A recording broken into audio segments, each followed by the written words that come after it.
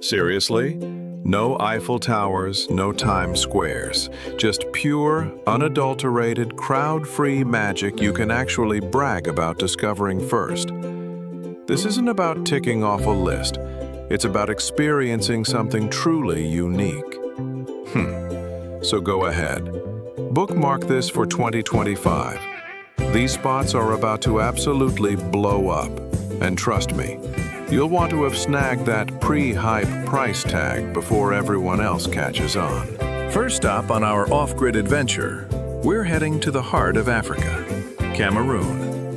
Now, while the rest of the world is busy partying it up in commercialized Marrakesh, Cameroon is quietly throwing the ultimate 65th birthday bash for its independence in 2025. I mean, how cool is that? You get to experience a country buzzing with a genuine, celebratory vibe. Skip the tourist conveyor belt entirely and head straight to Kribi Beach. Imagine powder white sand stretching out for miles, absolutely zero resort sprawl, and local fishermen pulling in barracuda so fresh, it still practically wiggles right there on the shore. You can even buy it directly from them. When you're done licking ocean salt off your fingers, feeling that warm sea breeze, we're going to drive inland to Parc National de Campo Ma'an. This place is wild, guys. Mandrills, forest elephants, and western lowland gorillas basically run the show here. I think it's safe to say you'll see more incredible wildlife than humans, which, let's be honest, is the whole point of getting off the beaten path, right? After all that jungle adrenaline, you can dance it off in Yaoundé, the capital. The city absolutely comes alive at night, with Roomba rhythms spilling out of roadside bars and these incredible Art Deco buildings glowing under the equatorial storms. Insider tip? Plan your visit for April through June, right after the heavy rains. Everything is this Technicolor green. Hotel owners are hungry for guests, and you can expect to haggle rooms down to, like, $30 a night. I mean, that's a steal for such an authentic experience. Next up, we zip over to Europe's best-kept emerald secret, Lithuania, which has been crowned the European Green Capital for 2025. I mean, how perfect is that for this list? Vilnius, the capital, is basically a forest that just happens to have amazing cafes. Seriously, 61% of the city is green space, so your morning jog isn't smelling like diesel fumes, it's smelling like fresh pine. It's absolutely refreshing. You gotta climb the restored Sapieha Palace at sunset. The views are unreal. You can peep that Baroque skyline, all that incredible history, but without the insane Prague price tag. After that, day trip north to the Hill of Crosses. This place is incredibly powerful, almost eerie. We're talking over 100,000 crosses planted by pilgrims, rattling in the Baltic wind like a giant spiritual wind chime of faith. It's an experience you won't forget. Need nature that isn't overly curated? Augstaitia National Park is your spot. It dishes out 1,000-year-old oaks and mirror-calm lakes you can literally kayak at midnight under a superstar sky. I mean, how magical does that sound? If you ask me, the best time to visit is September. That's when locals drop everything to forage for mushrooms. Join them, fry your haul in butter, and I promise you, you'll understand why Lithuanians don't even bother with imported superfoods. Their local bounty is just that good. Now, have you ever wished Mykonos had natural waterfalls instead of endless club queues? I know I have. Well, say hello to Andros, the Cycladic island Greece somehow forgot to advertise. Seriously, it's an hour's ferry ride from Athens, and it lands you in these lush green valleys threaded with ancient stone bridges and freshwater pools that are just perfect for wild swimming. It's a completely different vibe from the iconic whitewashed islands, but in the best way possible. You absolutely have to hike the Andros route, a 100-kilometer trail that stitches together charming mountain villages with secret, secluded coves. You'll pass more friendly goats than tourists, which for me is pure bliss. After a day of exploring, wrap it up at Kribi Beach, where the sand is the color of honey, and the only sound you'll hear is your paperback flapping gently in the breeze. It's pure tranquility. Here's a local secret for you. Order frutalia, which is this incredible chickpea omelet doused with island saffron, at any family taverna. It costs less than a metro ride in Athens, and it's one of the most delicious, authentic things you'll eat. So, if your bucket list just got a serious 7-point upgrade, do me a huge favor. Smash that subscribe button and ring the bell.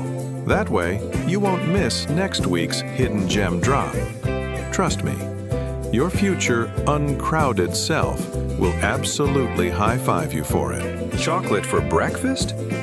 I mean, in Turin, Italy's chocolate capital, that's not just acceptable. It's called Tuesday. Forget Rome's endless selfie stick wars and head north to this incredibly elegant city.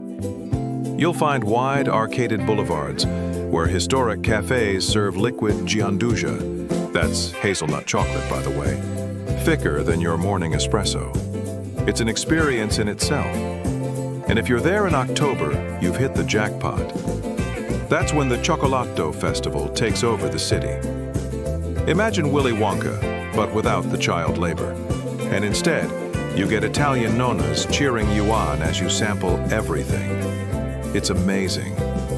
Between all those sugar hits, make sure to explore the stunning arcaded piazzas, and definitely check out the Mole Antonelliana. Take the glass elevator all the way up for these absolutely breathtaking Alps on a clear day views. Seriously, it's unreal. Pro tip, book the very first museum slot of the day. That way, you'll get to sip your bicerin, which is this divine chocolate coffee cream nirvana, alone under a 360-degree cinema screen that lights the city like a classic film reel. I mean, it's such a unique and memorable way to start your day. All right, now let's really crank the latitude dial. We're heading far north to the Lofoten Islands in Norway. This is where the Arctic truly throws its most dramatic tantrum. Jagged, imposing peaks plunging straight into the deep, dark fjords. It's absolutely stunning. If you can, come in February. You'll experience these incredible pastel polar nights and catch orcapods hunting herring under the ethereal glow of aurora storms. It's pure magic, unlike anything you've ever seen. Skip those pricey hotels and instead crash at a traditional fisherman's rorbu cabin, typically on stilts right over the water. They're wood-fired, incredibly cozy, and sea spray is basically included in the price. I mean, it's an authentic Norwegian experience. You absolutely have to hike Reinebringen at 3 a.m. during the summer months. The midnight sun turns the entire ocean into molten copper, and you'll likely share the summit with maybe 2 other photographers and a very nosy seagull. It's an unforgettable moment of solitude and natural beauty. Here's a great budget hack. Fly into Evenes and rent a car in winter. The roads are practically empty, rental prices crater, and the northern lights basically commute overhead. I mean, it's the best way to see them without the crowds. Now, let's talk about Central America's tiniest country, El Salvador. This place is rapidly trading old headlines for brand new hiking boots, and I'm here for it. You can hike the Santa Ana volcano and find yourself above the clouds in under 2 hours. From the rim, you peer into this jade-green crater lake that looks so perfectly vibrant, it seems like Photoshop. But trust me, it smells like sulfur reality. It's an incredible, visceral experience. After that descent, you've got to float on Lago de Coatepeque. It's an ancient caldera that's transformed into this bathtub warm lake, ringed by charming pupusa shacks. You absolutely must try the Loroco and cheese combo pupusa. I mean, you can thank me later for that recommendation. Plan your visit for November. The rainy season has just quit, so the waterfalls are still raging in full force. and you'll have the black sand beaches almost entirely to yourself.